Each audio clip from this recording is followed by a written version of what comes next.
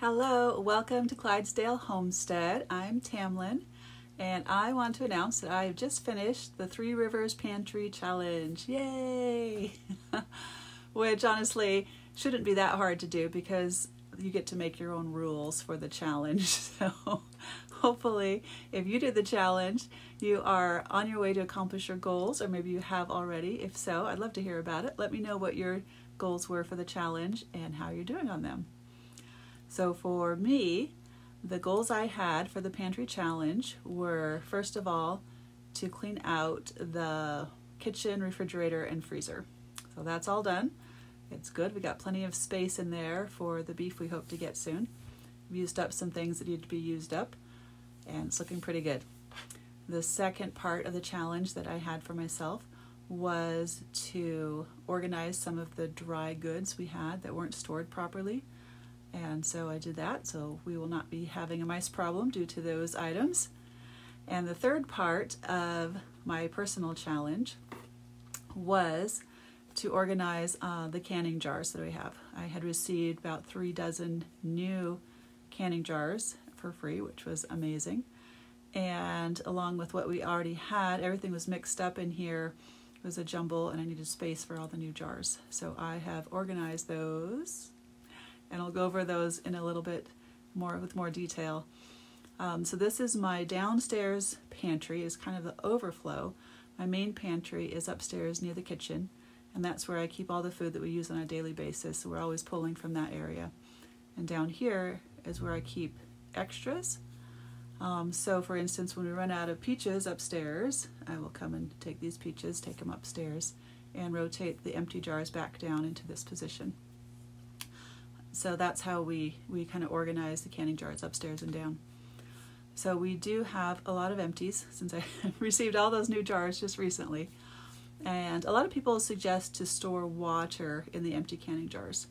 And you definitely could. You're using up this space anyway, the jars are there, why not fill them with water that's useful?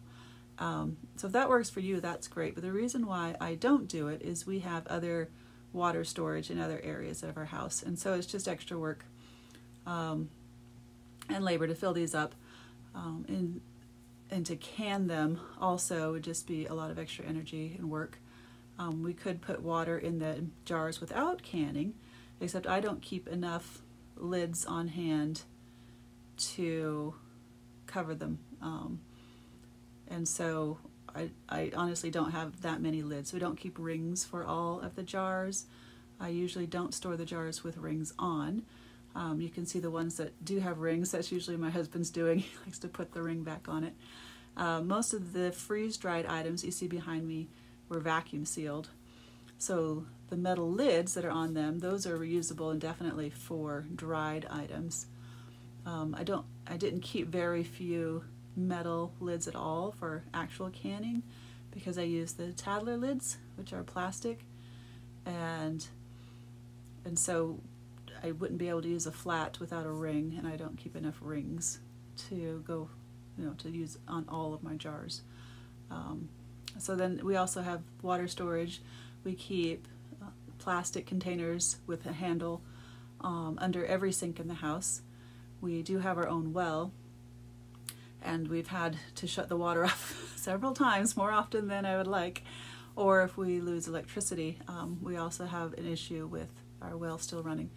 So we've learned to just keep a small amount of water under every sink of the house in a jug that you can easily pour out to wash your hands, because that's the main thing you would need water for, just a little bit at a time to wash your hands. And then we have larger water storage containers in a 5-gallon bucket you could dump into a toilet tank to flush. And then we have even larger water storage containers we'd have to pump out if we needed it for uses if we'd already run out from our smaller containers. Basically, we could fill the smaller containers and then use them easily. So we have a various array of other types of water storage in our house. So to me, putting water in the canning jars is just extra work. So that's why we don't do it. So I will take you on a little tour and show you exactly what I have in this shelf behind me in our overflow canned food items. Okay, up here, these are all freeze-dried items. This is all cheese. So these half-gallon jars go back 4 deep. So lots of shredded cheese. It freeze dries wonderfully. It's really easy, especially if you buy it already shredded. And you do have to do a little bit of reconstituting carefully if you want it to melt again. But honestly, I like it crunchy. You sprinkle it crunchy on a salad or on your chili. It's kind of like a cheesy crouton. So I don't even mind it crunchy. Here I have my extra freezer-styled jars. And then we have freeze-dried eggs. These are all from our chickens. And they reconstitute very nicely. I found equal parts of the egg and some cold water. Mix it up and it turns slimy and goopy just like a raw egg. It's really, really cool. So, extra wide mouth pints. This is some ghee that I did can. And I'd say canned, it's not really canned. It is sealed though. After you put the hot ghee in, which is just, it'll be a hot melted oil, then you can put the lids on with a ring and set them in the oven for a little bit and they will seal. So then it's not canned, but it is sealed, if that makes any sense. I got the instructions for this from Rose Red Homestead, so if you want to know how to do that, go to her site. And this is again the Tatler lid did seal also with this method, so that was kind of nice. So my extra half pints, my extra lovely regular mouth quarts that are, yeah, I know they're empty, but they're all new. So here we have freeze-dried peaches and our canned peaches. Like I said, these are the extras, the ones that aren't upstairs. As we rotate through them, these will move upstairs. Freeze-dried berries. We've got blackberries, elderberries, and raspberries. These are really fun. All the summer squashes. This is zucchini and yellow squash. So we have quite a bit of that. We did grow a lot of this ourselves, and we got some from friends. Got onions, freeze-dried. Those we grew. Some broccoli. That was probably purchased frozen. This is honey from our hives. We have more of that upstairs. This will just rotate up as we use it. Our snacky area. Some candy that my husband played with and marshmallows. This is a zucchini bread. It's freeze-dried and it's quite good. It's very hard, like a biscotti. So it's great if you want to soak it in something, in your hot chocolate or your tea or something, or just chomp on it. It's pretty good though.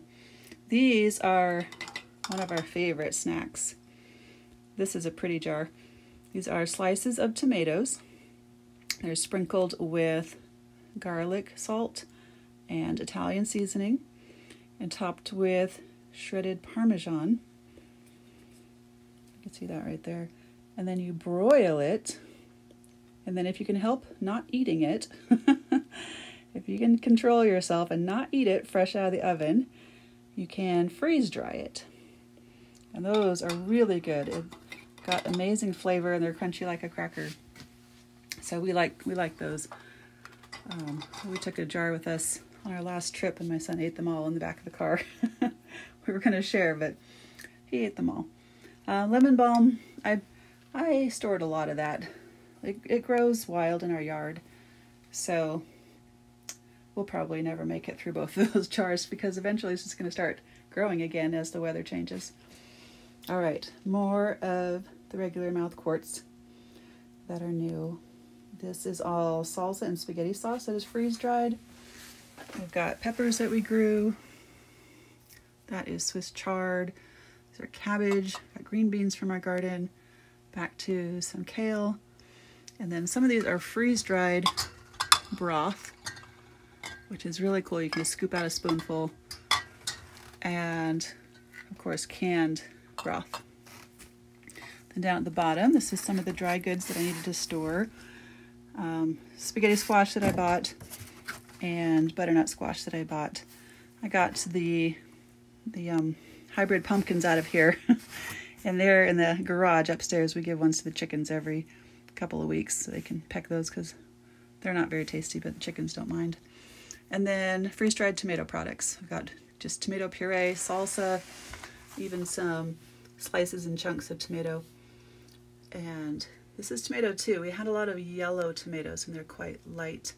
They freeze dry, and some of the orange colors of vegetables can fade when they're exposed to light.